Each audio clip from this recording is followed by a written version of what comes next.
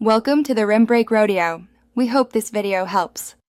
You begin by wiring your code to a CI service so every change runs automatically. Create a pipeline YAML in the repo root and configure webhooks. This ensures each push and pull request triggers a run. Define one build job and one test job first, because fast feedback prevents broken main branches. Once done, add basic unit tests and a quick smoke test that fail loudly. That way you know within minutes when something is wrong, and you can fix it before further work proceeds. Next, structure the middle of your pipeline. Split the flow into build, unit tests, and integration tests to isolate failures. Use parallel runners to shorten wall time and cache dependencies to save minutes on repeated runs.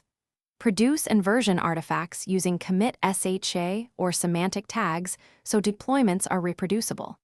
Make sure to inject environment variables and pull secrets from a vault. This protects credentials and lets you run the same pipeline across staging and production without code changes. These choices speed iteration, finish by promoting a vetted artifact to production, usually after staging validation and an approval gate or an automated canary rollout that tests a small percentage of traffic. Make sure monitoring, structured logs, and health checks are in place so you can detect regressions quickly. Automate rollback triggers tied to error thresholds or latency spikes to recover fast.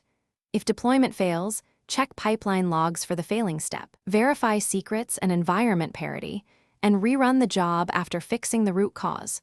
This is the key troubleshooting tip. Thanks for watching. Consider subscribing if we helped you.